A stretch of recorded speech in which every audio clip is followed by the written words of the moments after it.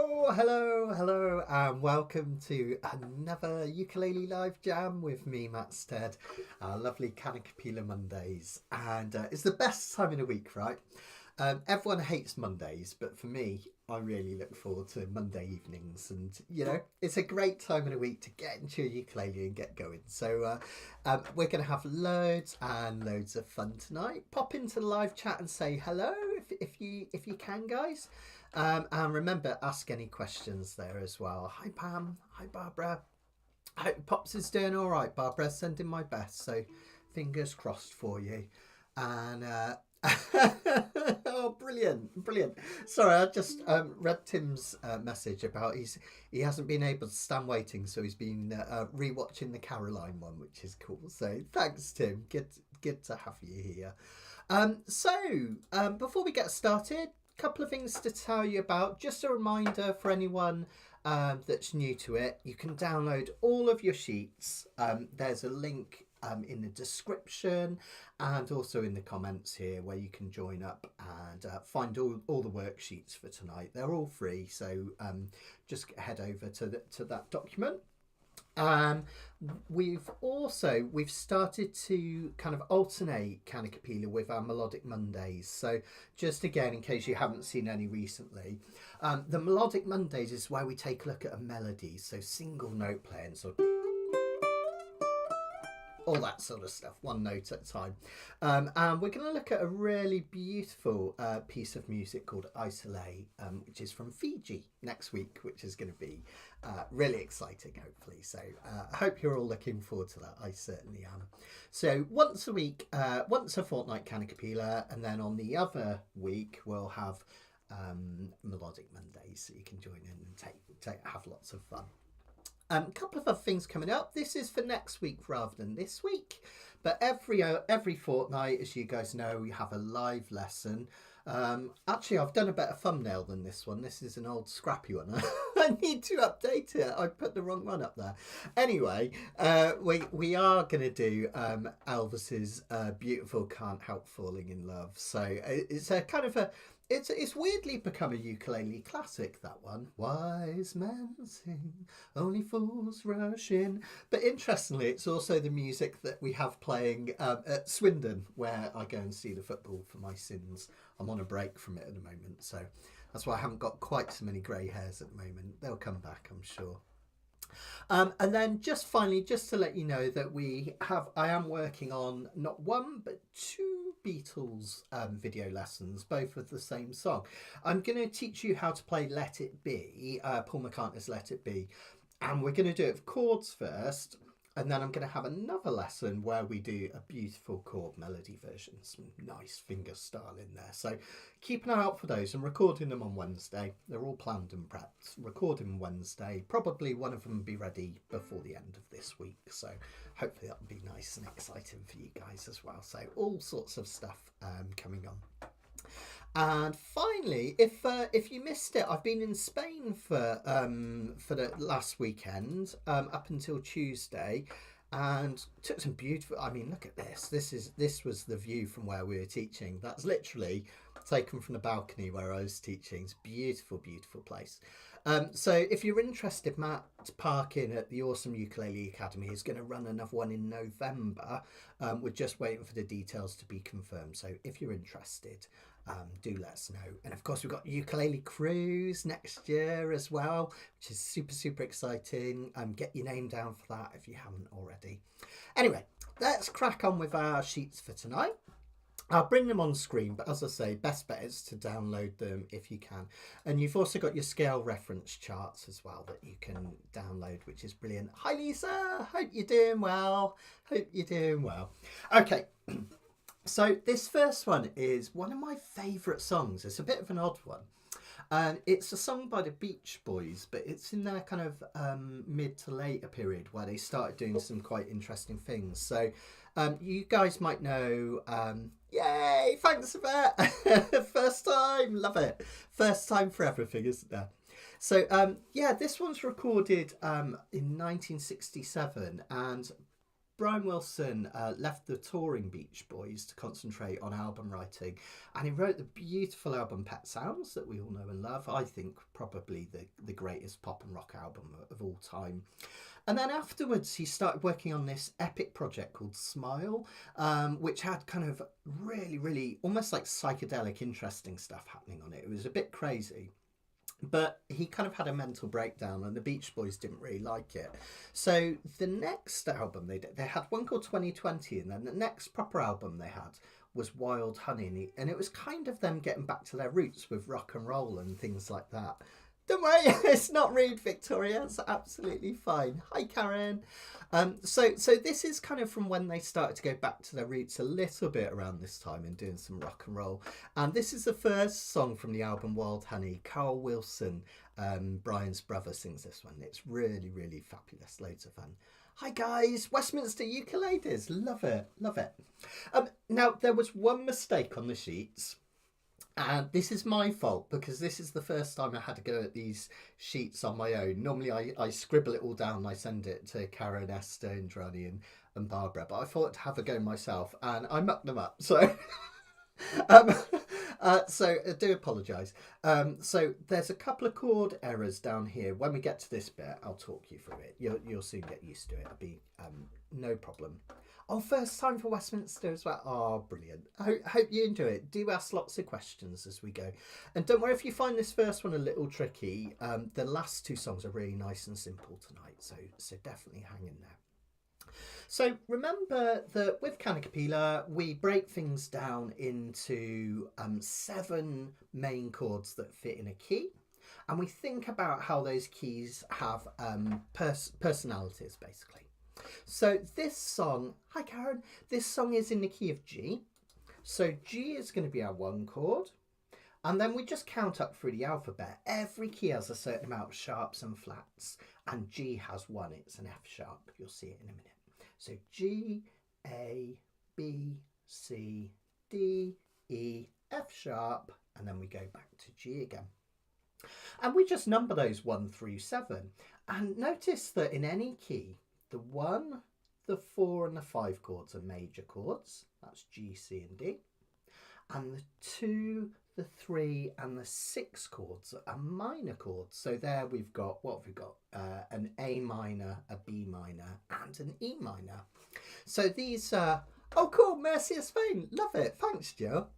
This is brilliant. Fantastic, fantastic. So each of those chords has its own personality. Now, most of this song, in terms of the verses and the interludes and everything, are just based on going from the 1 chord, which is G major. That's the one that feels settled and resolved. To the C chord, which creates a sense of change. We often refer to the 4 chord as the change chord. Notice that when I change between G and C, I'll often keep that 2nd finger down here on the 2nd fret so I can get a nice simple change. 1, 2, 3, 4, 1, 2, 3, 4, 1, 2, 3, 4. If you want to do any kind of strumming pattern on this one, what I would suggest is just starting really simple strumming, just something that we call straight 8s. So that will look something like this. Let me come in on close camera. So you're just strum down with your finger, very lightly, roughly where the body meets the neck.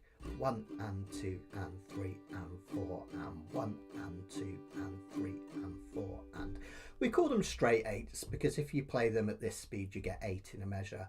1, 2, 3, 4, 5, 6, 7, 8. But we count them 1 and 2 and 3 and 4 and. So that intro would just be 4 beats of G, 4 of C, 1, 2, 3, 4, 4 of G, 4 of C. Fantastic. And then if you ever want to thicken it up, you can add some up strums. Your hand's already coming up to do each down strum, right? So you can really kind of thicken it up with those strums. But if you're not sure and you're just starting out, you could even just do 1 down strum per chord. Give you time to change between the chords, which is really, really sweet. Now, there's a couple of other things you can do on this one, which is quite interesting. Let me just move this along a little bit. Cool. First off, what we could do is we could play the G chord way up the fretboard. Now, this is only for anyone that feels confident enough. You don't have to do this by any means. But let me show you something cool. If you were to play that C chord with your little finger, can you see how the nut, kind of plastic or bone bit here on a ukulele, is kind of acting like a finger, like a bar, stopping these strings up here ringing out? Well, if you were to take that finger up and move your finger into a bar like this, you get a C sharp, D, D sharp, E, F, F sharp. And when we get right up here to our two dots at 7 and 10, we get a G chord. It's really, really cool. So what you could do is hit the G chord way up here and then just drag back to C.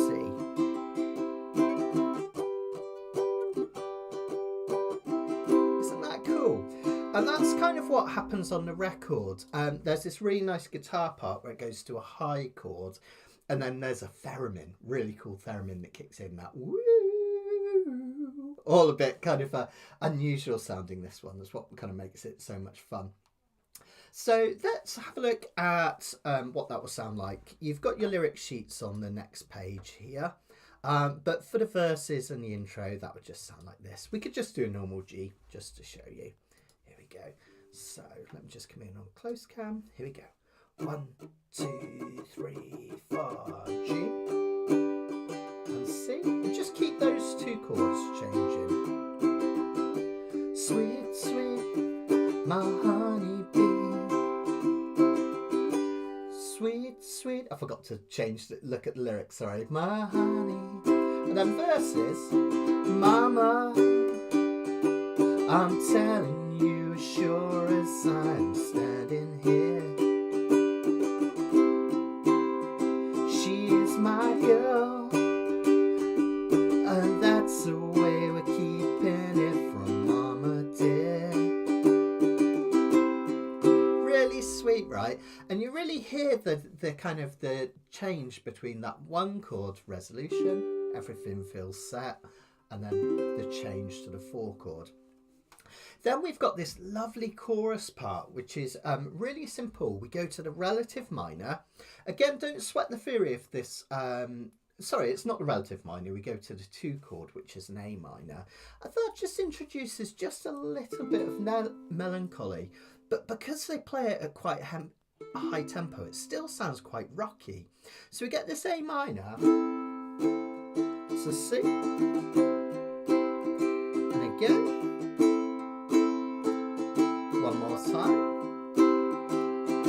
And notice that if you have a look at the lyrics at this point, something interesting's going on. No good will it do you to stand there and frown at me. It's not a happy lyric, is it? So that's no coincidence. The Beach Boys are using this minor chord to create a sense of slight angst in it. So A minor to C. We do it again. One more time. Now this time we're going to hit a D7. You can either do it like this, or you can do your simple Hawaiian D7. Either of those is perfectly fine. And that D7 is the 5 chord in the key of G. G, A, B, C, D. And that creates all the tension. It's like a cliffhanger, right? And if we just left it hanging, it would kind of drive you mad because you want to go back to that G chord, the 1. So that's the function of the 5 chord. 1 is home. 4 is a little bit of change. 5 is tension, and that melancholy minor chord. That's what's going on here. So chorus will sound like this. Join me after 4. 1, 2, 3. No good would it do you to stand there in front of me. The girl's got my heart, and my love's coming down on me. My love's coming down since I got a taste of what, honey? And then we're back to the G and C again.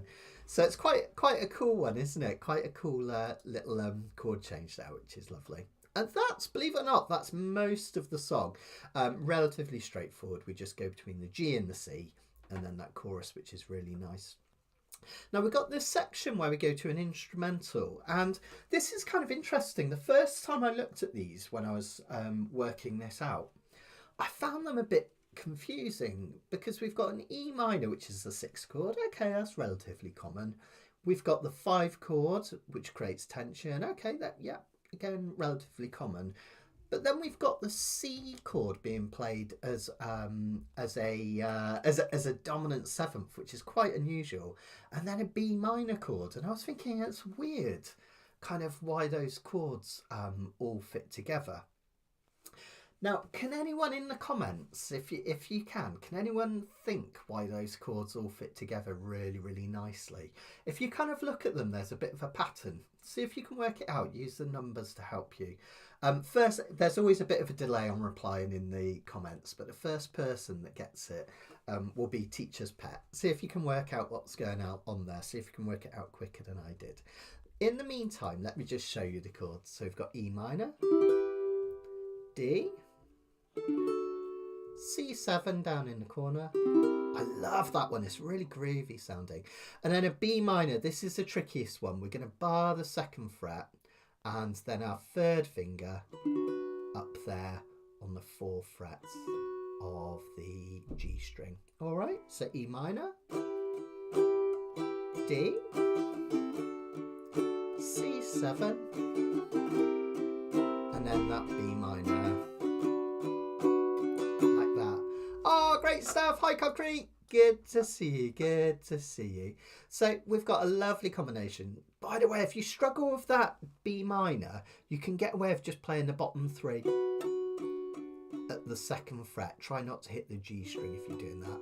Just in case you really struggle and you're new to this. So that would sound like this. E minor, D, C7, and then just flatten across the 2nd like this. And you could do it again as we play through this twice. Okay, cool. So we got a few. Karen, you're on the right track. Yeah, it is the relative minor of G. That's the 1st chord that kicks off the solo. What about the next 3? See if you can spot the pattern in those. And as you do, let me just make. I don't know why that suddenly got really small. Let me play through it so you can hear it. So this is the bit over here where it says, where is it? Solo up here. All right. Ah, there we go. You guys have got it. You guys have got it. I don't need to hold off for any longer. So Victoria and Karen, brilliant, brilliant. It's literally playing the chords in the scale backwards. That's exactly right.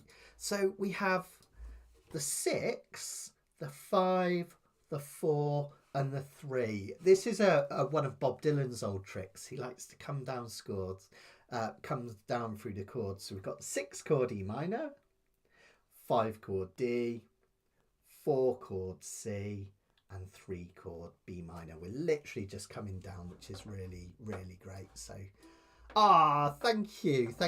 We all need that sometimes, to be honest. Ukulele has saved me plenty of times in my life. So, yeah, hopefully it will do the same if it cheers you up. That's brilliant. Okay, so that's a solo. Now, if you want to, you can do a little bit of soloing over that bit. If you want to try this, these details are in your scales and reference sheets, but I'll bring them on screen and show you where they are. Easiest one to use for this one is the G major pentatonic, because the song's in the key of G. And you can also pair that up with the E minor pentatonic. So let me just bring that back. Oh, I need to go through to the pentatonic ones. No, there we go. Here it's here. Okay. So have a look at this, guys. If I bring my close camera in, if you have a look at the 2nd diagram down first, this is your G major pentatonic. So we pick the 7th fret of the C string. We go up to 9th, 7th fret of the E string, up to 10th, 7th fret down here, and up to 10. So that's your G major pentatonic. Sounds like my girl, right? and you can play any of the notes in that and it will sound really nice over this solo. You can also do the E minor pentatonic, which is a similar shape. We start at the 4th fret and this time we get up to the dot at 7, then 5, 7 and 5, 7. It's actually all the same notes twice in each scale. They're the same notes, just in a different order. So what you can do is have a little bit of a play around on that solo. I've got a backing track here somewhere. Hopefully this works. Let me see if I can find it. Here we go. Did I do one for this one? Yeah, I did. So you can have a little noodle.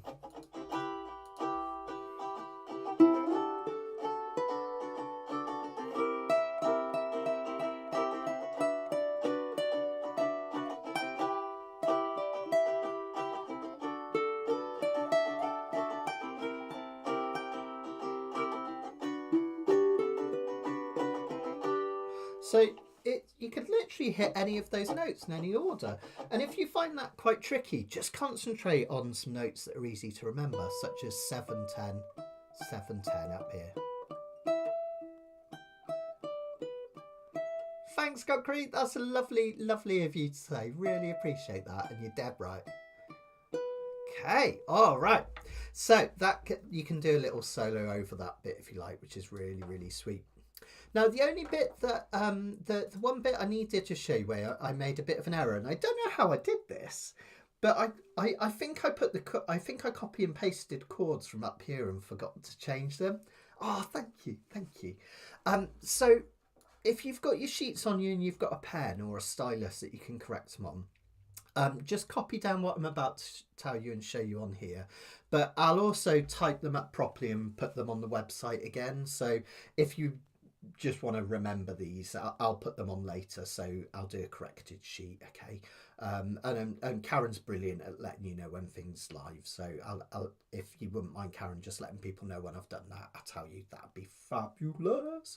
So at bridge, we're just going to do it looks a mess, but it's just 3 measures of A minor and then D7. That's all it is. So 3 measures of A minor and D7. So after we do that solo here, just on isn't that a nice charming picture of Carl Wilson up there? We have the bridge, this "Oh Mama She's Sweeter." So just 3 lots of A minor and then D7, and that will sound like this. Just bring it in. Oh mama, she's sweeter, getting sweeter, sweeter, sweeter. Ooh, what honey? And you're into the next verse. All right, so that's all the bridges, A minor and D7, and you should be right as rain. If you get stuck on any of this, just strum G and C, and you'll be amazed how much of the song is literally just G and C over and over. Should we have a go? Let's have a try then, folks. So we'll piece it all together. As I always say, if you can have both the lyrics and the chord sheet next to each other, it really helps. But if not, just see if you can remember bit by bit, and I'll keep the chord sheets on the screen, so you can always use the screen for the chords and then just have your sheets ready. Okay, let's give it a go then. So, oh, Karen's already said she'll fix it. Amazing. Thanks, Karen. Karen is an absolute star of a person. Thank you. So let's give that a go. I'm just going to do the bog standard chords, all right, rather than this high G one, just so you can see what chord I'm on. Here we go then. So from the top, have loads and loads of fun. This is our first proper one for tonight. Just turn this down a bit so you can see what I'm doing. Yeah, cool. 1, 2, 3, 4. Sweet, sweet, a honeybee. Eat a bit of honey. Here we go with the verse. Mama, I'm telling you as sure as I'm standing here. My girl, and that's the way I'm keeping it now, mama dear. Here's our chorus, A minor. No good will it do you to stand there in front of me. The girl's got my heart, and my love's coming down on me. My love's coming down since I got a taste of my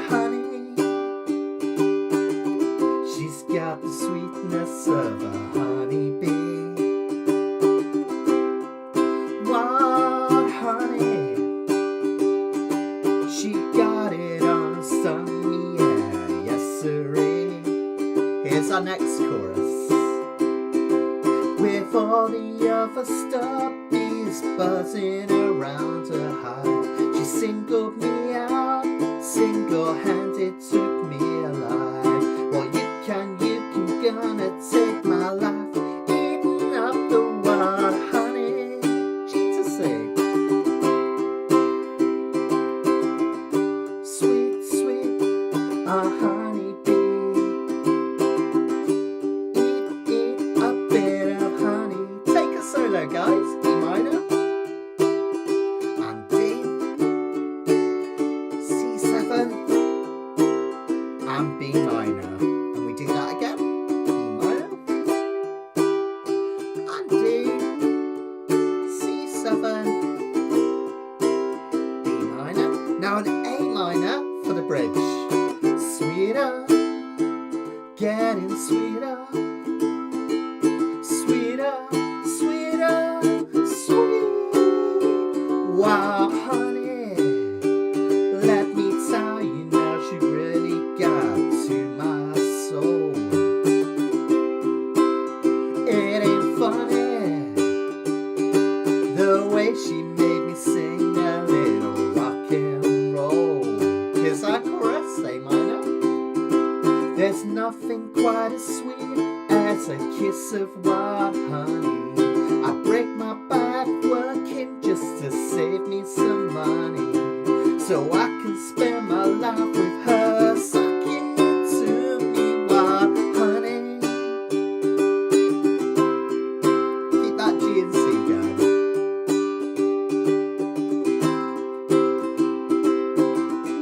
Sweet, sweet, honey bee. Eat a bit of honey.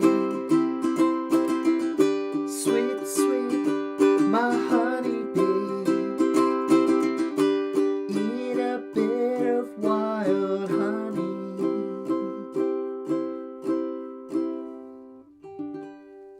There we go. Well done, everyone. That's quite tricky with that bridge and everything, but even if you just got those bits in the verse and you understand how this is all working, that's the most important thing by far. So yeah, thank you. And thanks for the lovely messages as well. I really appreciate that, guys. So yeah, cool. So that one's in the key of G. That one was interesting in Karen's fascinating facts in the back, which is well worth reading. She talks about how Mike Love came up with the lyrics, which makes sense because I always find Mike Love's lyrics a little bit kind of cheesy, if you like, and some of these are quite cheesy, aren't they? And apparently he was at Brian's and he found a jar of wild honey, and that was kind of what he inspired. That was what inspired him, and it became a bit of a rude analogy, I guess. And this time, this was when Brian Wilson had the radiant radish. He was a little bit kind of, I think nowadays Brian probably would have been diagnosed with ADHD. He had so many ideas and just couldn't contain them. So he decided he's going to launch a health food business. Only he ate through half of the stock himself, and he was hardly ever there to open it up. And when he was in his dressing gown. So it's quite a surreal place. So I guess that was Los Angeles in the 1960s, eh? An interesting place for sure. So let's have a look at something completely different. I think what I might do next, I think I'm going to come back to Honeysuckle Rose because I want to do something nice and simple, just so we can kind of warm up, and if any of the new people want to have a go at this one, which is nice and simple. Oh, it's really great, Yvette. It's really fantastic. Have a listen to the Wild Honey album. It's one of my favourites by the Beach Boys.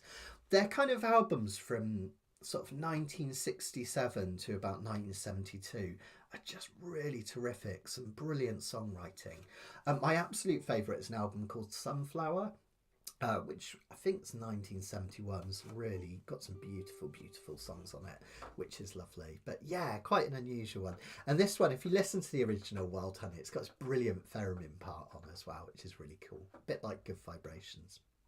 So what I wanted to do, as I said, we will come back to Honeysuckle Rose in just a minute. It's one of my favourite songs of all time, so we've got to play it whether you like it or not. And it's a bit of jazz. But just before we do that, let's just take the take the kind of chocks off, if you like, and we'll do something a little bit simpler where we can start memorising music. And this is a real key part of Kanikapila and why I do things.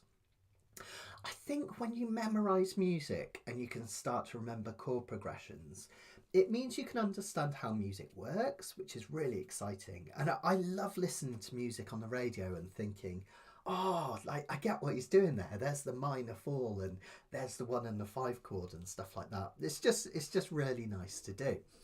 And the other thing is it allows you to concentrate on your strumming and your playing, and you're not kind of constantly having to read the words and things like that. So it's a lovely thing to do.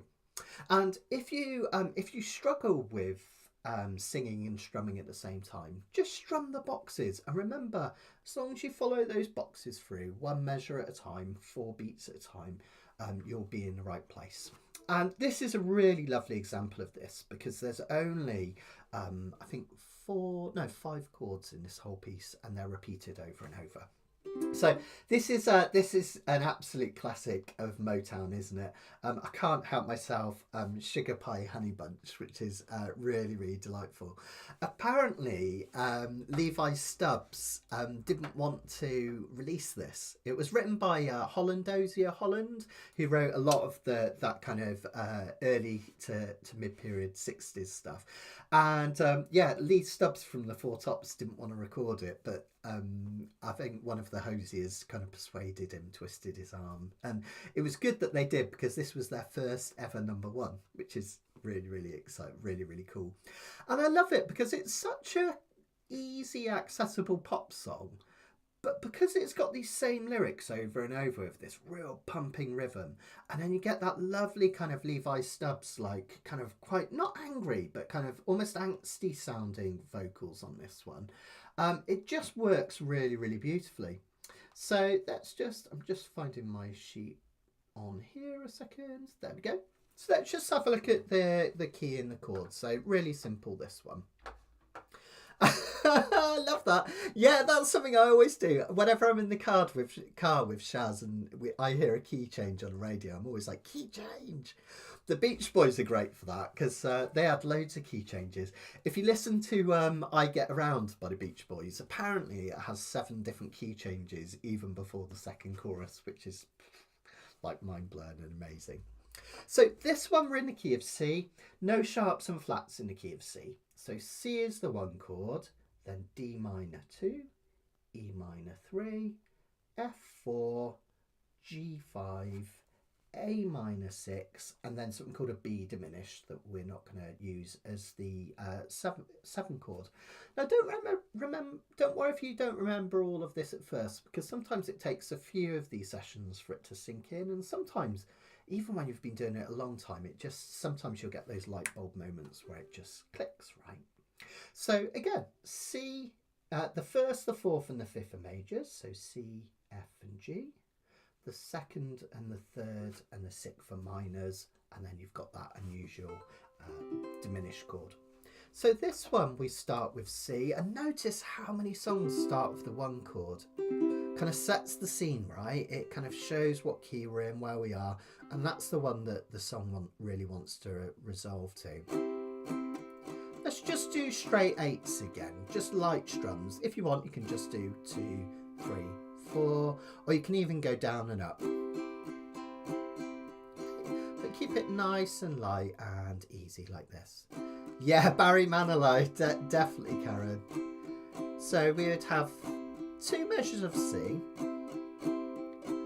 Then we have the 5 chords right at the start to create some tension. It's really pop-tastic, but notice there's a little bit of tension there. And then the 2 chords creates a little bit of sadness so it doesn't get too cloying. Then we have 4 to 5, a really common key change. 4 for a little bit of change. And then by finishing on that 5 chord, the G, again, it creates that tension, makes you want to go back to the start. So we've got C, and G, D minor, and F and G. Keep it going. Sugar pie, honey bunch, you know that I love you. I can't help myself, I love you and no one else. Okay, so we've got that really nice kind of really simple but driving chords, which is fantastic. Now, this is really interesting. This one, Karen said, for this one, it's got me immediately doing a syncopated chuck. Anybody want to dance? And just to prove that I'm not making this up, Karen, I'm going to show you my messy notes. Look, if I move this out of the way, we've got a chuck up there. Up, down, chuck, up, down, up, chuck. So yeah, Karen's dead right. This one works really well with a chuck strum, which is really nice. Oh, Esther's here. Hi, Esther. Sending my love. Good to see you. Good to see you. So what I do for this nice syncopated chuck, I'll show you it really slowly. Whenever we talk about chucking on the ukulele, it just means that we're muting the strings. So you can put your fingers over the strings like this. You don't have to press or anything. Just literally just keep them there nice and lightly. Just let your hands come over the strings and get this chuck noise. Okay. Now what we're going to do is we're going to hold this C chord down and we're going to strum up and down, up, down. All right? Up, down, up, down, up, down. Remember, I don't like to think too much about ups and downs. It could even be down, up. But the main thing is we've got those two strums there close together. It's so great to have you, Esther. And then what we're going to do is we're going to introduce some fingers over the strings. It could be any fingers whatsoever. But don't squeeze, just very lightly touch the strings and strum down. That gives you your chuck. Up, down, chuck, up, down, chuck. Join in with me, just on a C. Chuck, up, down, chuck, up, down, chuck. And then what we can do is we can add another up, down, up, and then we chuck again. Up, down, chuck. Okay. Up, down, chuck. Up, down, chuck, up, down, chuck, up, down, chuck, up, down, chuck, up, down, chuck. Okay, so that gives you a really cool kind of syncopated rhythm, and you can do that on any chord.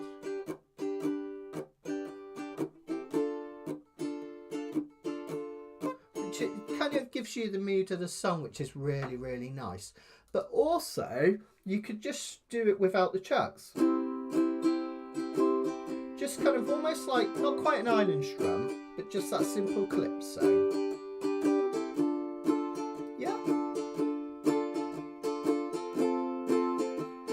Now this next bit feeds into, did anyone make that live stream that I did last week where we looked at not doing strum patterns? This kind of comes from that. And one of the things about having one strum pattern for a whole song is sometimes it takes away from the dynamics, and you want to make certain parts of the song more interesting. So whether you're chucking or just strumming with a swing, just a standard up and down strum, okay, or if you're chucking, either's fine. When you get to the G at the end,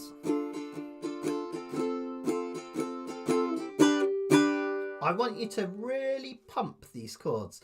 I want you to hit 2 down strums, really with a lot of force. And as you do that, squeeze these fingers. Hear that kind of pop, pop, pop, pop. And then you can carry on strumming it, sound like this. Okay. Now, notice that that gives it a really nice bit of kind of punctuation at that bit. I'll stay on close cam and I'll show you. Sugar pie, honey bunch, you know that I'm weak for you. I can't help myself, I love you and no one else. See how it just kind of gives it a little bit of punctuation, which is super sweet. So that's something that I like to do there, which is really nice. Now that's basically, thanks Karen, that's basically the whole song. Because the bridge is the easy peasiest lemony squeeziest thing in the world. You literally just play a C chord over and over and over. It's really, really that simple. And you can chuck it.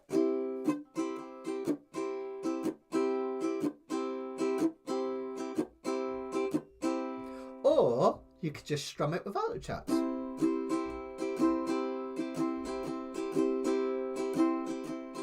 Thanks, Yvette. Okay, and this is the bit that that has this nice where is it? When I call your name, girl, it starts to flame, burning in my heart, tearing it apart. No matter how I try, my love I cannot hide. Sugar pie, honey bunch, and then we're back to the main theme, which is really nice. So when we get to the bridge, if you hear me shout bridge, just know that's all you've got to do. You just kind of you just need to keep strumming that C. And Karen, that is terrific. So Karen was saying it's freaky just before I hit that G twice at the end. She did exactly the same thing. That's brilliant, Karen, because it shows that your playing's come into a level now where you're kind of understanding about dynamics and it's becoming a subconscious thing. You've listened to the song enough that you know it needs that pop, pop on that one. That's fantastic. So that's great news. Fantastic. Okay, now that's basically it. If you want to do a strum pattern for the, not a strum pattern, what am I talking about? If you want to do a solo on this one, you can use the C major pentatonic or the A minor pentatonic. And remember, this is the cool one. This is on page 16 of your worksheets.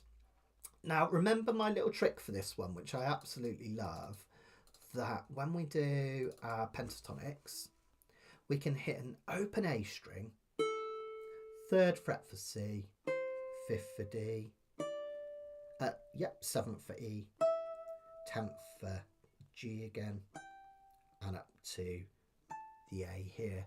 But the brilliant thing is, notice it's all your dots, right? So if you want to solo on this one, and it does sound really cool this way, thanks for that, you can literally just hit your dots.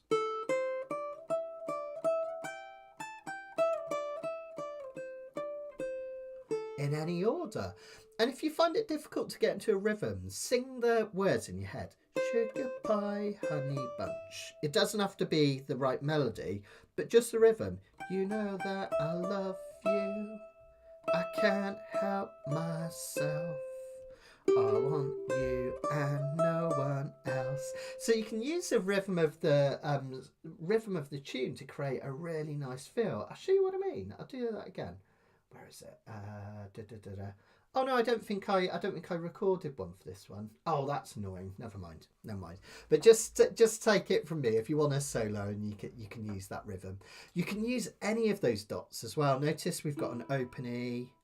We can use the 3rd, the 5th. This time the 8th on the E string, and the other dots as well. So you can use any of those dots in this top diagram. In fact, you could use all of those, but that's hard to see a pattern there. If you think these ones here, you'll get a nice pattern, which is lovely. And this one, I think the reason I didn't record a backing track for this one is there's no real place for a specific solo. But at any point, even when I'm singing, particularly on the bridge part where I stay on C, you can do a little noodling, what we often call licks. So just like a little, something like that. And that would be really, really nice. The pentatonic scales is completely free. Everything for Kanikapila we keep completely free. So Karen especially worked hard on these sheets, but they're our gift from us to you. So all of these sheets, if you go to the description and the comments at the start, you'll find them. If you visit that link, and that will give you'll see the scales and resource at the bottom. If anyone did want to send a thank you, they're also on the link. There's a thing where you can give us a virtual tip in the jar as well. So feel free for that as well. That'd be amazing. Okay, let's do it. Let's do this one. Now, literally, the whole thing, the verses and the choruses, just keep doing that chord pattern that we practiced over and over. And all you've got to remember is when we do the bridge, we stay on C. That's literally all there is to it for this one. Isn't that cool? So let's give it a go. And we'll do those chords once through as a bit of an intro as well to get us going. So, thank you. Okay, right, let's do it. Let's have fun. Remember, you don't have to chuck. I'm going to chuck just because I'm kind of used to doing it for this one. But you can just strum. Oh, and ever so quickly, sorry guys, if anyone wants to do that little kind of riff at the start. Now, on the original, it happens on the bass, but you can play it on the uke if you want. It's just C, G, A over and over. So if you put 2 fingers down here on the 3rd fret, bottom 2 strings, and pick this string here gives you a high C. This one gives you a G. And then you can just come off this one for an A. C, G, A. You could even do it like this, where you hit C, G, A. But I find it easier like this. C. And if you do that with the rhythm,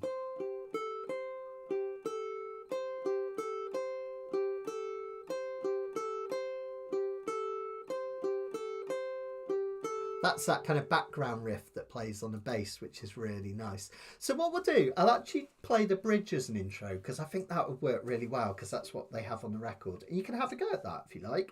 If not, just strum a C with me, and then when I start to sing, just join in and keep those chords going. Here we go. 1, 2, 3, 4. Da da da da da da da da da da da da. Here we go. Sugar pie, honey bunch, you know that I love you. I can't help myself. I love you and no one else. In and out of my life, you come and you go, leaving just your picture behind. And I've kissed it 1,000 times. When you snap your finger or wink your eye, I come and run into you. I'm tied to your apron strings, and there's nothing I can do. No lyrics on this first bit.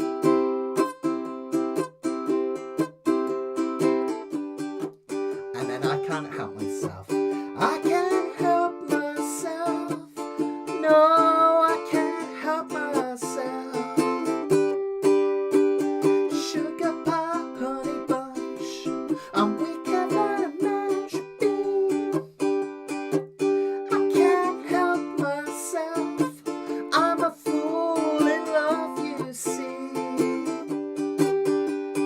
Wanna tell you I do love you, saw you on through, but every time I see your face, I get all choked up inside. Here's our bridge. When I call your name, my girl, it starts to flame, burning in my heart, tearing me apart. No matter how I try, my love I cannot hide. Sugar pie, honey bunch, you know that I'm waiting for you. I can't help myself.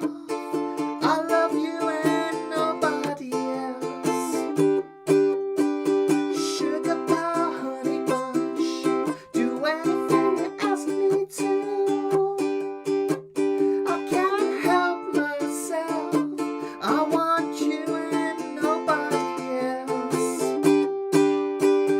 Sugar pie, honey bunch, you know that I love you. I can't help myself. No, I can't help myself.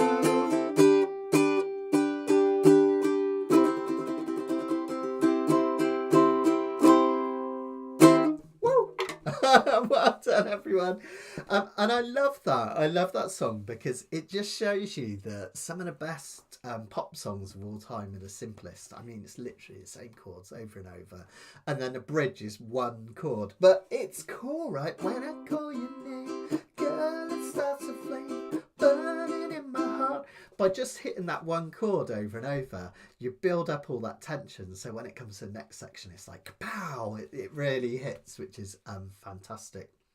And I think what I love about Motown, I was actually thinking this earlier as I was playing through, because I always have a good old playthrough before we do Kanikapila.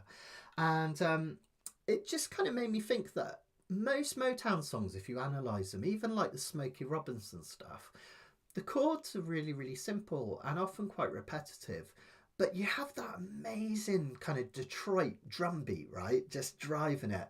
And then part of the reason I love Four Tops is that lovely raspy voice of Levi Stubbs. And you hear it, he's right on the edge, isn't he? So even though it sounds like a pop song, that grittiness, oh, just love it. It's absolutely, absolutely brilliant. And yeah, you could totally solo on the verse, Karen. I should have probably done an instrumental verse, then we could have had a go at that. But don't worry, there's solos in the next couple, so we'll get to have a look at that in a minute. Okay, let's go and try something completely different now. I'm just going to take a quick slurp of coffee. I'll try not to do noise effects. Oh, sorry, I'm joking. I think I've mentioned it before, I'm terrible at drinking cold coffee. It's a music teacher's curse. You kind of make a coffee at the start of the lesson and then you remember it after about 45 minutes and it's very cold. Just before we do the next one, because we're about halfway through, just let me remind you, we're going to do these every 2 weeks now. So every fortnight on a Monday, we're going to have Kanikapila Mondays. And don't worry, that doesn't mean that you have to wait 2 weeks for another Monday event, because we're going to alternate it with our lovely Melodic Mondays. And as I say, we're going to do a really beautiful chord melody version of Isolé, which is a beautiful Fijian tune. We're going to look at that next Monday, which is going to be really lovely. And I've got my very rough and ready thumbnail here. I don't know why I used this one, because it's a bit rubbish, but I have done a better one. A week Wednesday we're going to do Can't Help Falling in Love, and we're going to play it both as a beautiful slow chord melody, but I'm going to show you how to do the chords as well. And then finally, if you're not exhausted enough with that lot, we've also got the new Beatles tune coming soon, Let It Be. I'm going to do a strummed version and a chord melody of that. So I think you'll really, really enjoy that. It should be good. If you haven't already, just check out website mattsteadukulele.com. That's where you find all of my courses. There are 10 courses now, believe it or not. It's mad, isn't it? So 10 courses in total to check out. The core beginner 3, the core 3, which are beginners, intermediate and next steps. And then there's things like the jazz and the blues, the uke theory, uke TLC, how to take care of your ukuleles, all sorts of stuff on there. So do check it out. And if you're enjoying this, hit the thumbs up for me, and that just really helps the YouTube algorithm to pick things up. Just very quickly, before I do the next song, I just wanted to mention, because I've been making some big changes on YouTube, and what I've done is all the live lessons, many of them are like 2 hours long, sometimes a bit longer. I've taken them off YouTube. They're still there unlisted, so if you've got the link, you can still visit them. But don't panic, it doesn't mean you've got to pay for them, but all my live lessons are archived on my website. And the reason I've done that is I worked out, it's all playing games, isn't it? But the YouTube algorithm, if you have lots of long videos and people only watch the first 5 minutes or so, they don't get picked up. So what I've done is they're still archived on the website, and you can join in with them completely for free, the live lessons. Just check them out there. Just hit live lessons, and then you'll see the fortnightly ones, the Melodic Mondays and the Kanikapila, and just follow link. It still works. It just means they're not being suggested on YouTube, basically.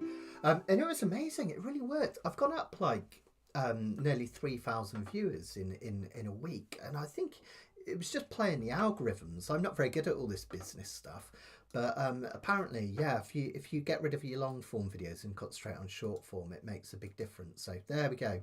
If you've got your own YouTube channel, you learned something new today. I learned that last week. So let's have a look at a bit of jazz now, which is going to be loads and loads of fun. We're going to have a look at Honeysuckle Rose. When people think of jazz music, they often think, oh my goodness. In fact, I used to hate jazz when I was growing up. I thought it was really pretentious. And now I absolutely love it. I think jazz music is absolutely brilliant. And we often have all these chords with, they look like difficult names, like G minor 7. We've got a C13 in this one, an F sharp diminished 7. And you think, what? I'll never be able to do that. But they're a lot easier than they'd look. And I'm going to show you some kind of tips and tricks to help you with that. Now, this one is interesting. We're in the key of F for this one. So F is going to be your 1 chord. Then we'd have F, G minor, A minor, B flat. F has 1 flat in it and it's the B flat. C, D minor, and then E diminished. Okay, I'll do that again. So F major, and then G minor, A minor, B flat, C, D minor, and then we've got that E diminished, a really unusual chord. And most jazz music is built on these what we call 2-5-1 progressions. So the 2 chord in the key of F is going to be G minor, okay, and then the 5 chord is going to be C. We're going to play it as a C7 to create some extra tension. So if you have a look at the first couple of chords, I'll show you how to do them as well. We've got a G minor 7. In jazz and blues, we tend to play these chords as 7ths because they're that little bit more rich sounding. And G minor 7, it's a bit like we've taken this G7, we've taken away this finger and we've flattened it like so. Okay. Which gives you that nice minor feel, but you have the 7th note in it as well, which is lovely. So just think you're flattening down over the bottom 2 strings here, reaching up and over to here. And this helps you with your B flat chord as well later on. Try and get these fingers in a diagonal. I'm just going to take another slurp. Sorry, I just realised how thirsty I am. Can you see there that my fingers are kind of diagonal? They're not like this, but they're like this at a nice angle. And what that does is it allows my wrists to stay straight. That's really important. When you're playing ukulele, if your wrist is bent like this, it's really not comfortable and it's not going to help you as you get older, because that can do it can give you wrist problems basically, and arthritis and things like that. So we want to keep it as straight as possible like this, and by having this nice diagonal, it goes really lovely. Oh, thanks, Joe. You guys are like my ambassadors or something now. It's amazing. I love it. Thank you. I really appreciate that, Joe, and Karen and everyone else that's done the nice comments. It really means a lot to me. So yeah, thank you. That's really kind to say. This one's on my jazz and blues course if you're interested. Okay. So G minor 7 like this. Now the brilliant thing is that just changes to C7, and you can just let those other 2 fingers go and just slide this one down so he's only over 1 string. And we do 2 of each. 2 of these, 2 of these. See how I'm just changing between the 2? G minor 7, C7. Okay.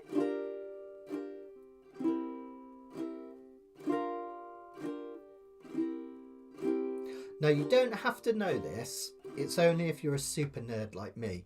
But the reason that works really beautifully is that some of the 7th note in the key of G, which is this F note, it's only half a step away from the E note in the key of C, in the C7 chord. They call that voice leading.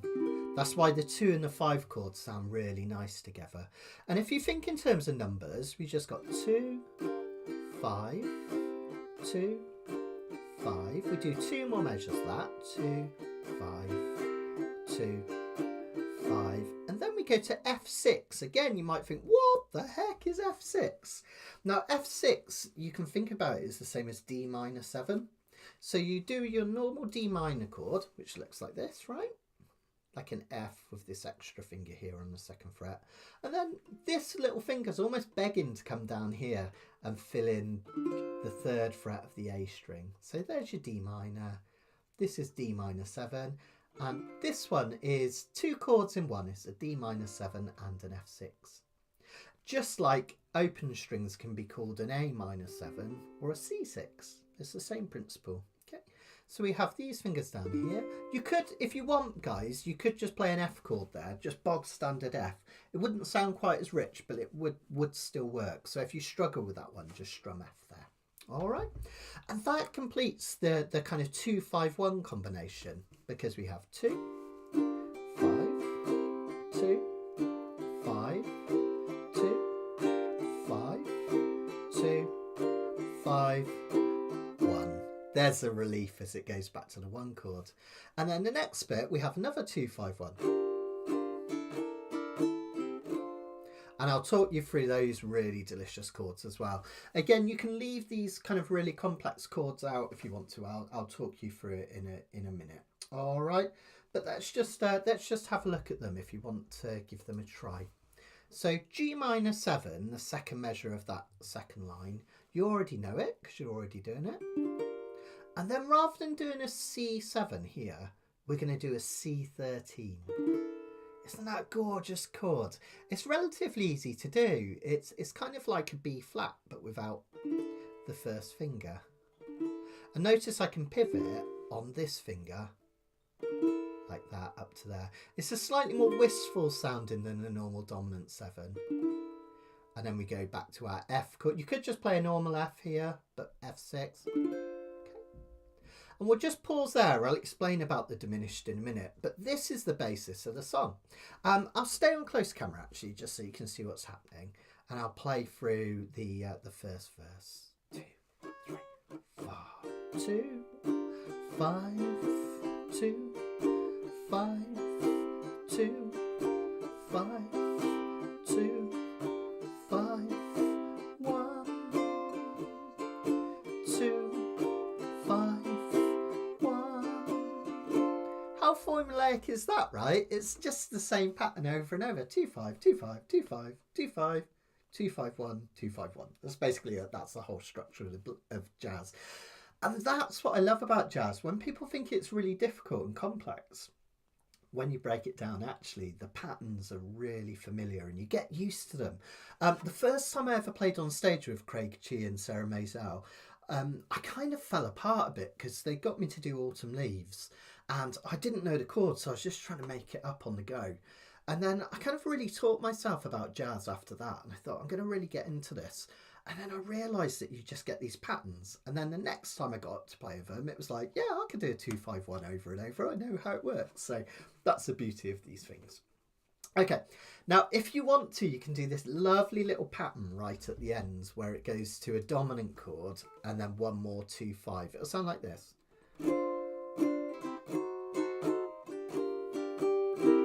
It's often called a diminished jazz vamp, that. It's really beautiful. Okay, now what's happening is we've got our F6, then we're going to go to an F sharp diminished 7. Whenever we go to a diminished 7 after the 1 chord, it's almost always a sharp above it. So instead of F, we've got F sharp diminished 7.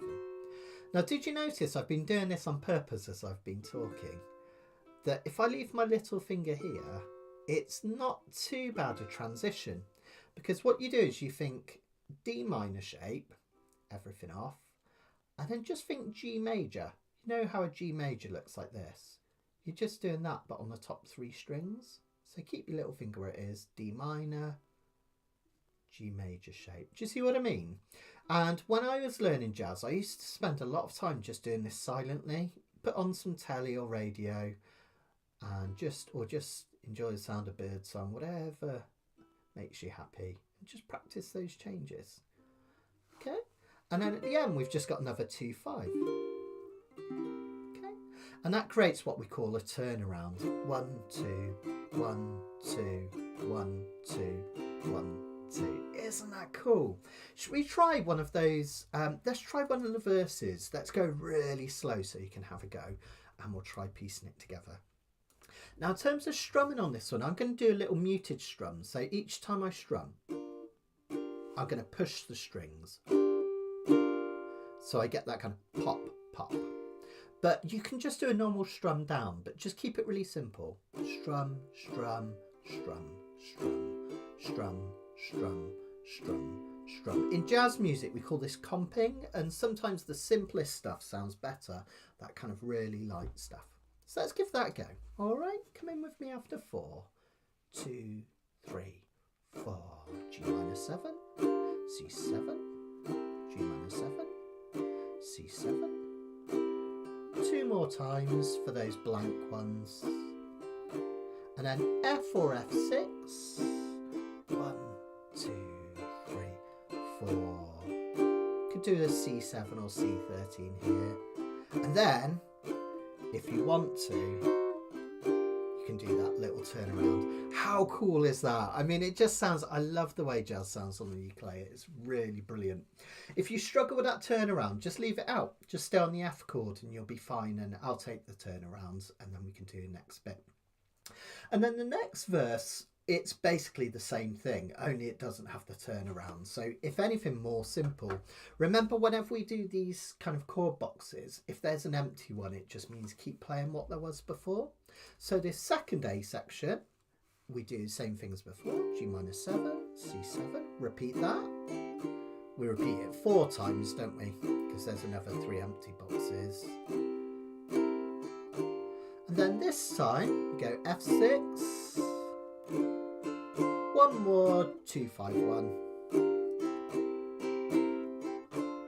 Yeah, lovely. Okay, fantastic. Really nice. You're doing great, guys. Now, let's have a look at the B section. This is where we get lots of dominant chords. Dominant chords like sevenths, they create a sense of movement, which is really nice. This is also, you can see it literally as the numbers. We often call this a 1, 4, 2, 5 progression. It's really, really common chord progression, that, which is lovely. Oh, nice. That's amazing, Esther. Esther's playing bass today. I love it. That's incredible. I didn't even know you had a bass, Esther, I don't think. That's amazing. I love it. Brilliant, brilliant. Okay, so let's have a look at this B section. Again, the chords look scary, but they're really not. So F7 is just like an F with this extra finger added here. 3rd fret of the C string.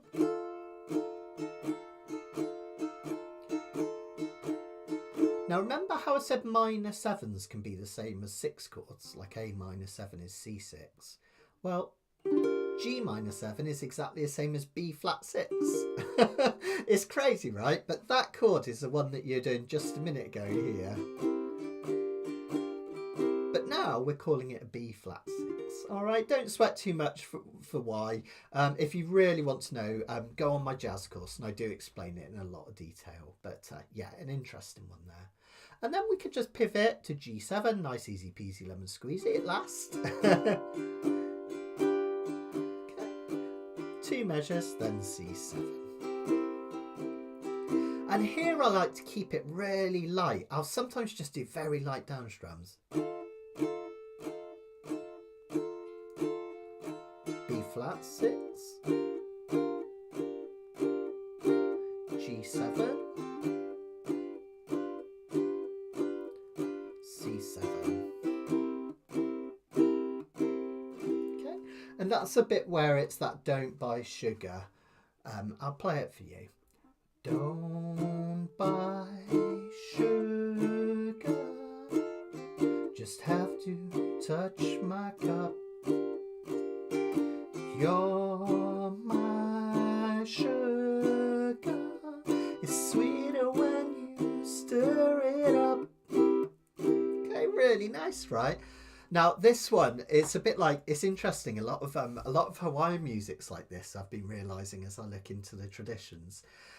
It's one of those utterly filthy songs. So notice Esther in her original drawing here, it says, if you don't know what it is, don't mess with it. That was the quote from Fats Waller.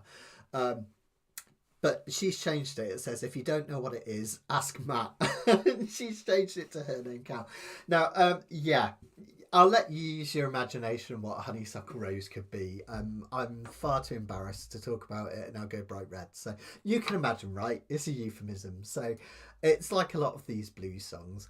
It's the same about kind of some of the Hawaiian stuff. I thought they're singing about beautiful, like beautiful roses, like Pua tuberose and stuff.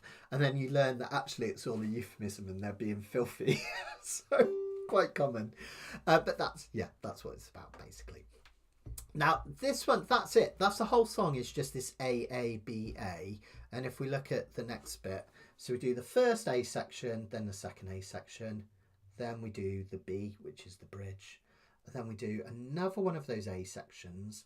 Then when it goes to that instrumental break, I want you to do an A and a B section instrumentally. I'll talk more about that in a sec, and then we finish on an A section.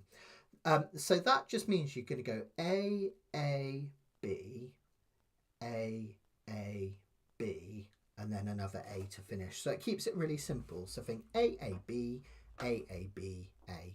And in terms of this sheet, that's A, B, A, B, A.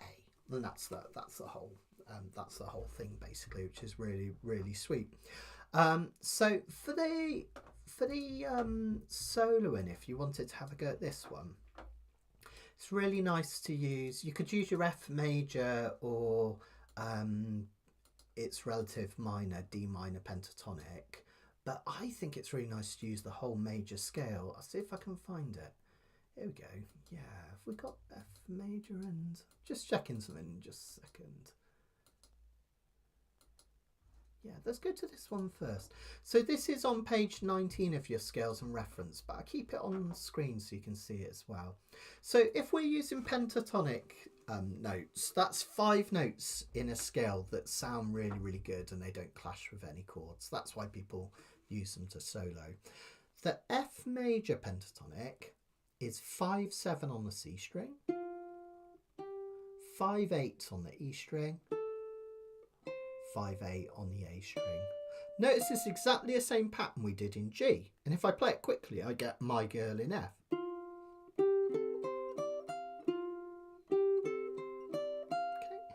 And we compare that up with the D minor pentatonic, which is the same shape we did for the minor pentatonic earlier, but this time starting at the 2nd fret. Now, if you've been doing Kanikapila for a while and you kind of get a bit bored with those pentatonics, what you can do is you can fill in the gaps. So on the F major one,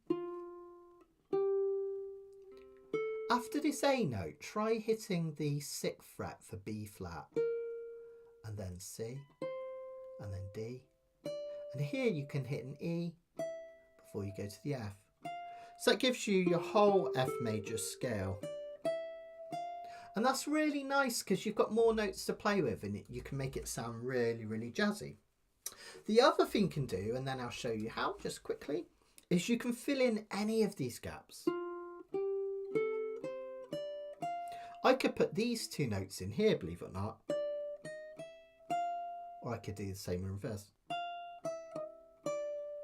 I could do the same on this string. And on this string. Basically, as long as you resolve to a right note, it sounds really, really lovely. It's a really cool thing to do.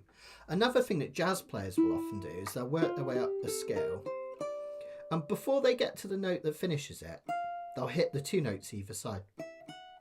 That's called enveloping.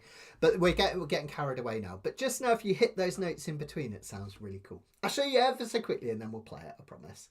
I realise I've done a lot tonight, so we're going to have an easy one to finish on, you'll be glad to know. So notice the difference in sound. I'll play just the pentatonics first, and that will sound something like these. Why is that not playing? Give me a second, guys. What's happened there? Why is it? Oh, I've seemed to have attached my headphones. Let's see if I can turn this off on and on again. Sorry guys, you don't need to see my belly up close as I do it. Let me just try switching this off. I've got a little speaker and I think it became disconnected from my iPad. Let's see if that does it. Is that going to make noise? Is it? Yes, good. So this is just with the pentatonics then, and that will sound something like this.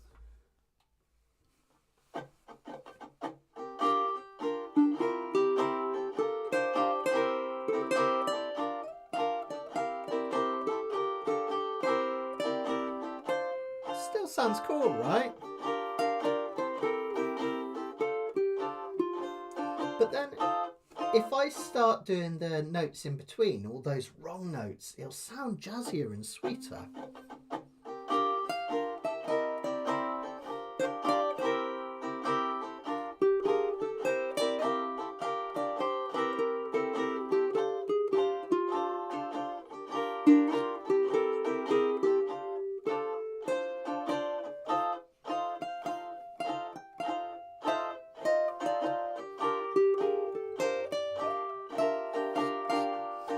How it kind of sounds a lot more interesting. So what you can do is just fill in those gaps. Imagine you've got those shapes and you're going to play those notes in the middle and it'll sound really, really sweet. So bring a bit of that into your soloing if you're up for it. Okay, and remember what we're going to do is we're going to play A B with the words, and then we're going to do an A with the words and then an A B instrumentally.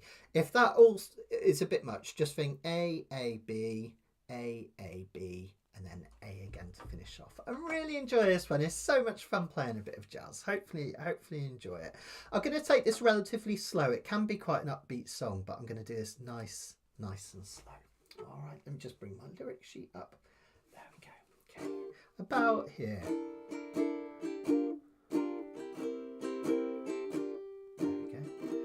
Nice, yeah. Imagine you're in Hawaii. Yeah, exactly. This is nice, especially if you play this gentle. It's got that nice kind of beachy vibes, hasn't it? Really sweet. Okay, here we go then. Let's do an A section instrumentally just to get us going, and then we'll do the A B A. 1, 2, 3, 4. G minor 7, C7. And again. 2 more times. F or F6, G minor 7, C, F6. Now, if you want, you don't have to do this bit. And to the top. Every honeybee fills with jealousy when they see you out with me. I don't blame them, goodness knows. Honeysuckle rose. Then the second A section. When we're passing by, flowers just droop and sigh, and I know the reason why. You're much sweeter, goodness knows. You're my honeysuckle rose. B section. Don't buy sugar, just have to touch my cup. You're my sugar, it's sweet when you stir it up. When I'm taking sips from your tasty lips, the honey fairly drips. Your confection, goodness knows. Honeysuckle rose. Take a go at solo. Go on, have some fun. Just play the A section with me. This is the second A section. F6. Now we're going to do the bridge instrumentally. Hit some of those pentatonic notes if you like. Jazz it up.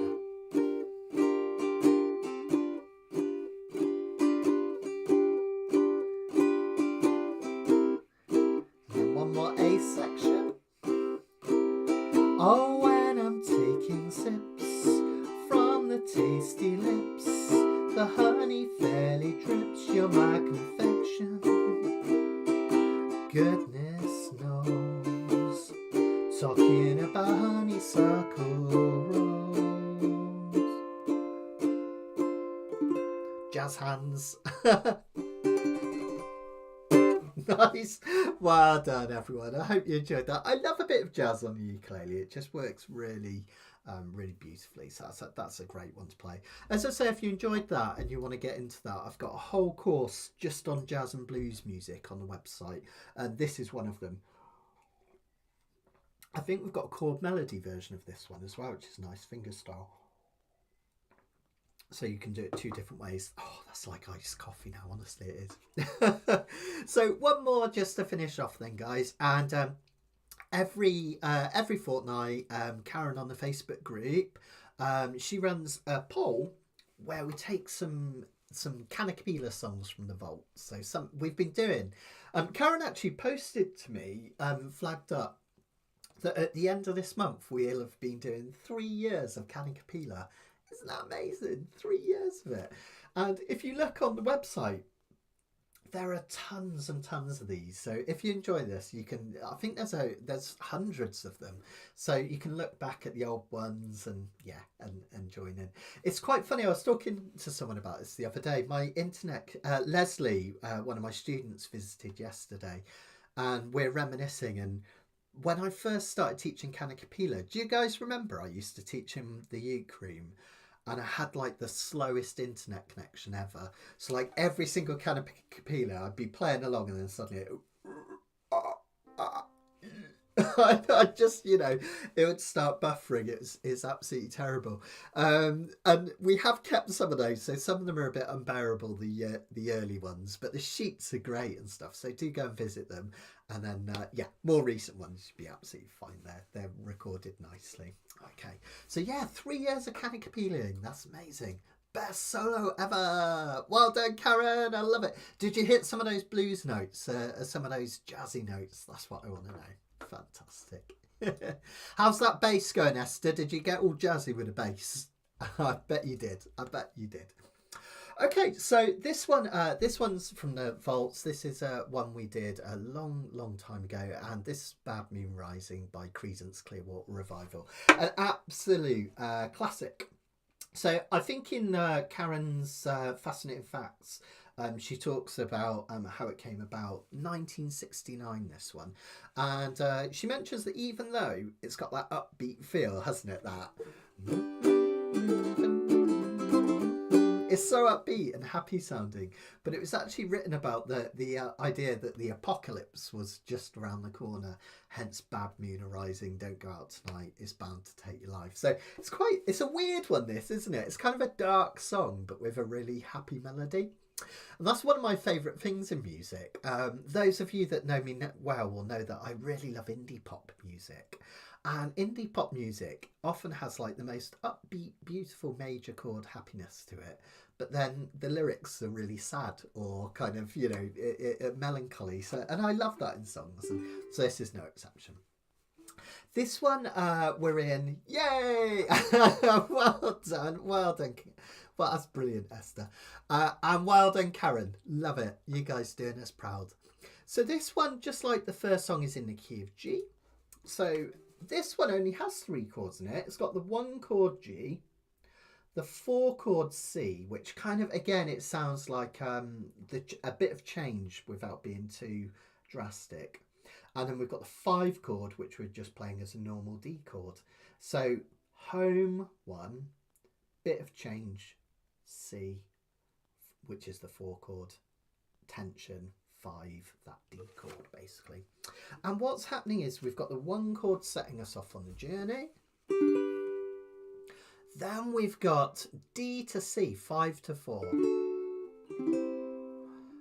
That's a lovely cadence. It's used a lot in the blues. 5, 4, 1. The 5 chord wants to get back to 1. If you were religious, you'd hear that at the end of a lot of church music, wouldn't you? Amen. Or you could even have the Amen. But by having both D and C, it's like we go on a little journey to go back to the 1 chord, which is really, really delightful. So we've got G for a measure, D, C, G. We do that round and round. G, 2, 3, 4, D and C and G. This is most of the song. Do it again. G and D and C and G.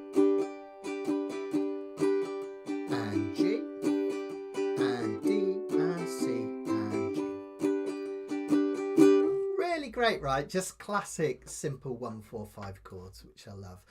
They're one of my favourites as well. I love Creedence Clearwater Revival. Just so much fun.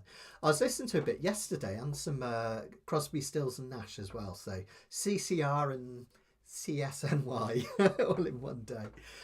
So that's the pattern. Now, if you want to try a kind of a really upbeat strum, a bit like we did on Sugar Pie Honey Bunch, the important thing is to make those first two strums. They're your pop pop again. That pow pow. You get that pop pop. And then you can start strumming up and down straight away afterwards, or leave a little gap. So you get this pop pop strummy strum. Pop pop strummy strum. Pop pop strummy strum. Notice that when you think about things phonetically or orally, it's a lot easier than thinking, am I on an up or a down? Remember, if you do those ups and downs, you might be like, am I, and then you become robotic and you bring anxiety into your playing. But if you just think, pop, pop, strummy strum, pop, pop, strummy strum, it doesn't matter if you're on an up or a down. I could even do ups for the pops. Pop, pop, strummy strum, pop, pop, strummy strum. Just think about it phonetically, and it's really cool. It works really well. So on that G chord, that will look like this. Okay, pop, pop, strummy strum. Simple as that. When I do the D to the C, because there's two of these in a measure, it's quite quick. Keep it simple. What is it? Kiss. Keep it simple, stupid. That's what they say, isn't it? 1, 2, 1, 2, and then you're back to it. So those ones, I just literally strum down.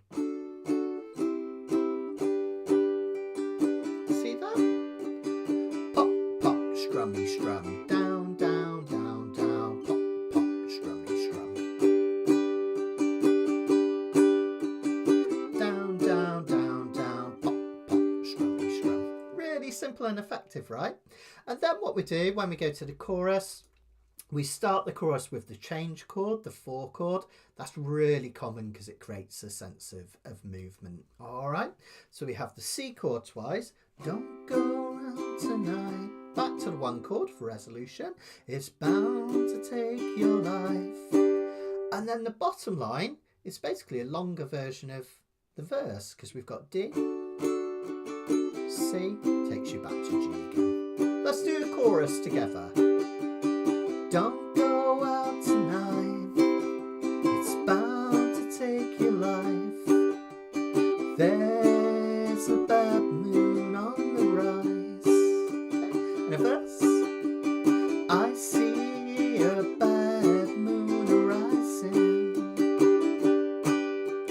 I see trouble in the air. Got the words wrong, but you get the idea. All right, that's it. That's the whole of this song. Really, really simple and really, really good fun.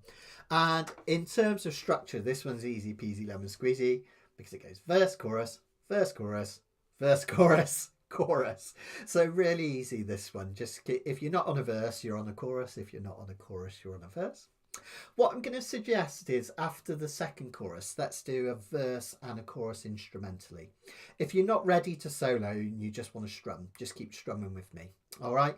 And then it'll be verse, chorus, verse, chorus, verse, chorus, verse, chorus, chorus. So you'll be fine, right? Just keep it going round and round.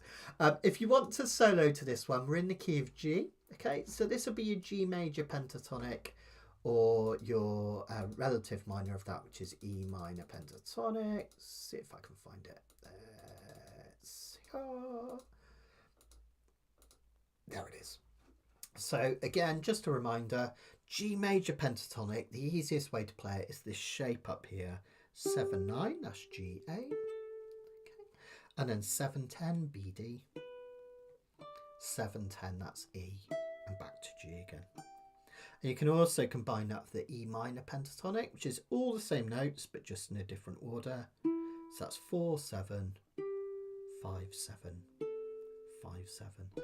Notice those are two really nice shapes to remember. The minor one has the big gap at the start. And the major one has the small gap at the start. And then big gap, big gap. And that makes it really nice and easy to remember, which is a really fantastic thing to do.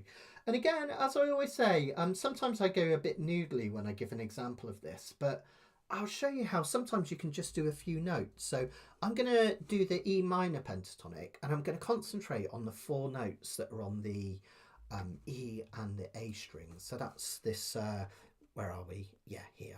5, 7, 5, 7. There's a lot I can just do with this. Have a listen.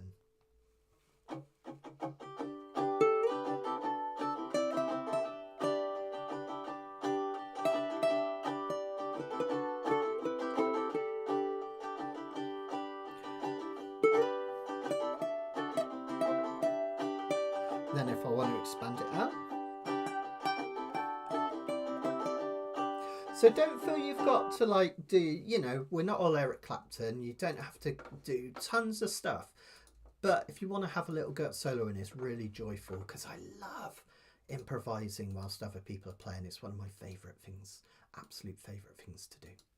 All right, let's give it a try. Now, as always, I'll stick around at the end to see if there's any questions or comments. And I'll just remind you about what we've got coming up in the next couple of weeks. But otherwise, I just want to say a massive thank you to everyone that's joined us for tonight. It's been really, really good fun. The one thing about not doing Kanikapila every week, alternating it with Melodic Mondays, is I'm even more enthusiastic when it comes around. You guys know that I love this. It's one of my favourite things to do. So thank you for joining me, so I'm not just shouting at a computer screen into the abyss.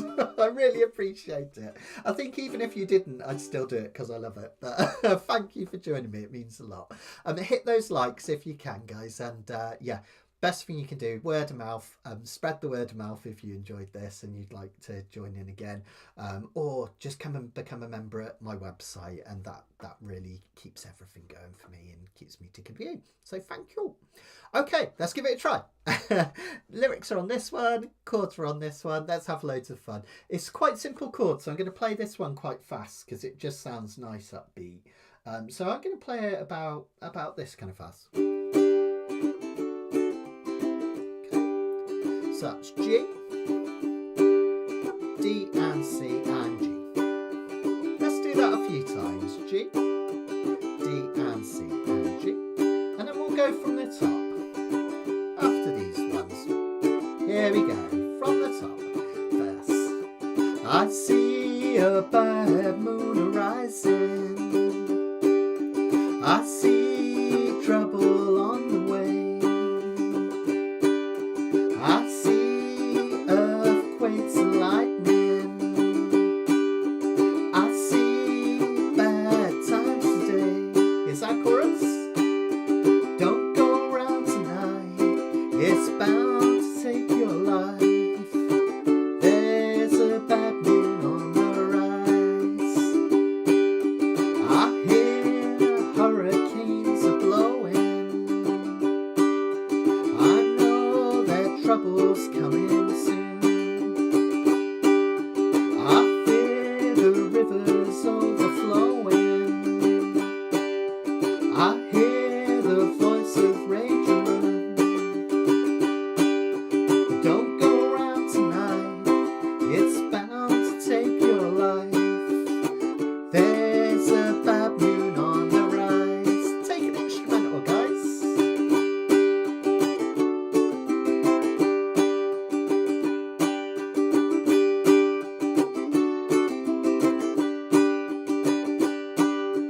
Yeah. Keep it going. Whoops. Whoops. I'm back there. Here's the chorus.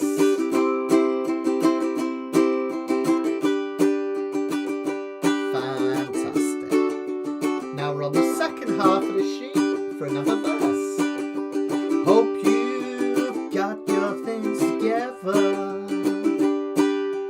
I hope you're quite prepared to die. Looks like we're in for nasty weather. One eye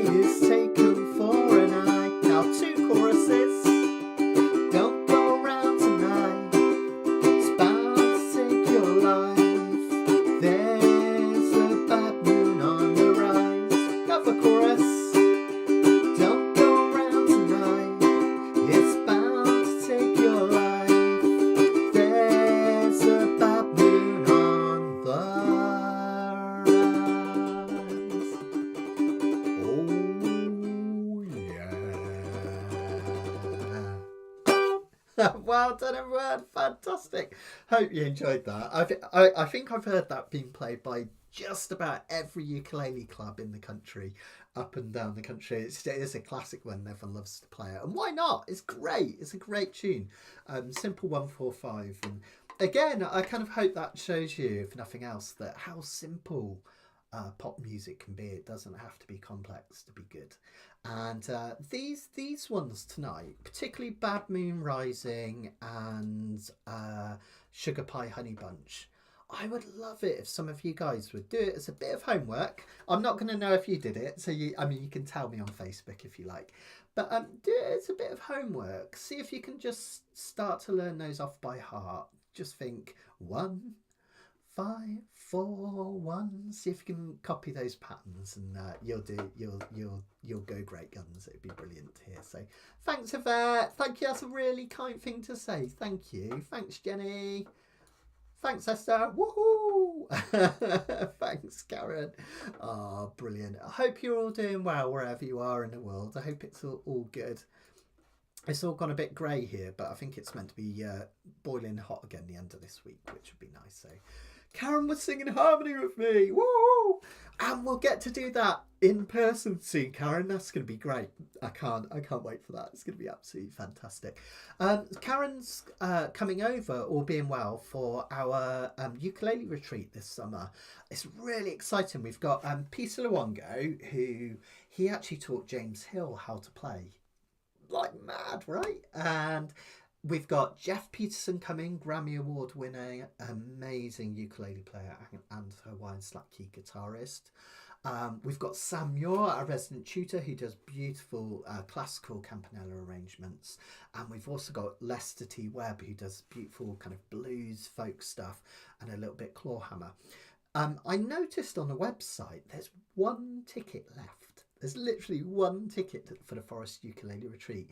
There aren't any rooms available on site, but there are some hotels nearby, like I recommend the Bell Hotel in Colford. So if you've thought you've missed out, get in touch. There's still one ticket available on the website. Just go to mattsteadukulele.com, click on events, and just follow the link to the ukulele retreat, and you'll see it on there. There was a vicious rumour. I don't know where it came from.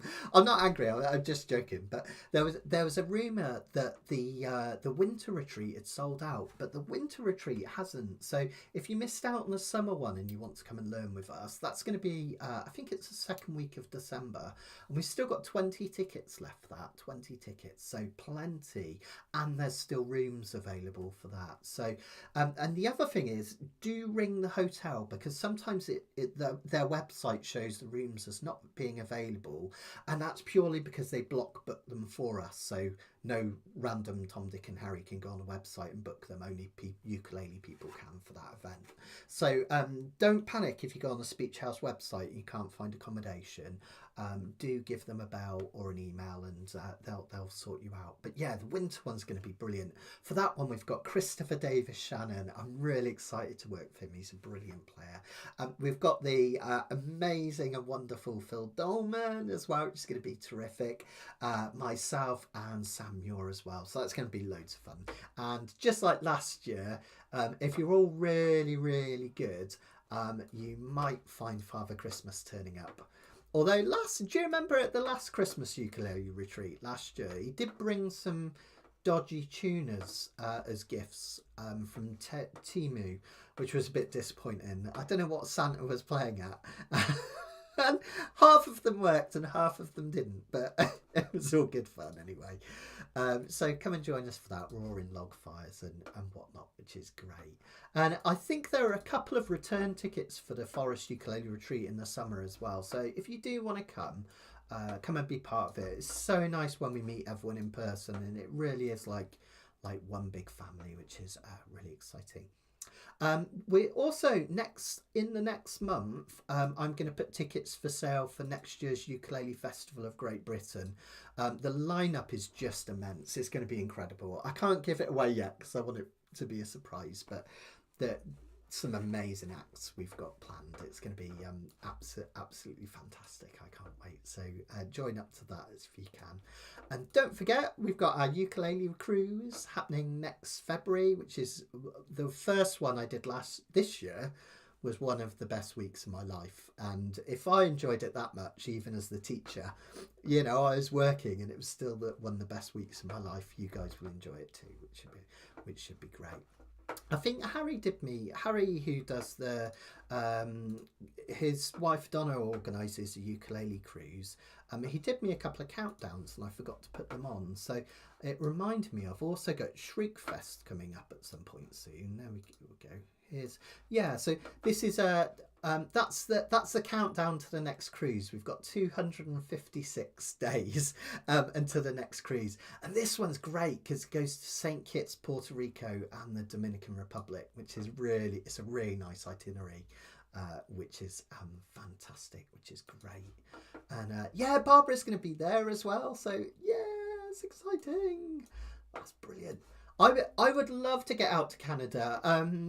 Karen's sent an email to one of the festival organisers out there saying if you're interested, Matt Stead would be a good teacher. I didn't pay her to do it, but you never know. If you want me to play any of your local festivals, I love travelling. I love doing it. Just get in touch with the organisers and recommend me, because I'm not very good at kind of promoting myself to festival organisers and stuff, because I know what it's like. You know, I organise my own one and I know how much work it is. So yeah, it's one of those things. But if you've got one near you and you'd like me to play it, just recommend me, and if they ask me to come, I probably will. So yeah, let me know. So that's going to be cool. Yeah, so exciting. So excited. Oh, Robin's in Canada as well. Yeah. Oh man, it would be amazing. I'd love to get over to Canada. Maybe I could drop in on the hills on the way, couldn't I? Go and see Anne and James and Older. That'd be pretty cool. That'd be amazing, actually. So yeah, super exciting. Oh yeah, and the other one is I think, is it this one? Let me see. No, that's the same one again. Maybe it's this one. Yeah, I'm playing Shriekfest Festival. So any of my UK peeps, it's only 60 days away now. I better get rehearsing, hadn't I? This is going to be up in Shrewsbury, and there's a really nice lineup. I'm playing with, I think Phil Dolman's there, Matt Hicks is there, Matt Quilliam, I think, Paul Mansell. It's going to be a great one. So that's 60 days time. That's up in Shrewsbury, right at the start of August, which is going to be great. So Kamloops Uke Festival. Oh, I love it. I need to look into some of these. Yeah. The other one I've always wanted to play in the States is the Ashokan, because I really love my kind of bluegrass, you know, all that kind of I'll try to think.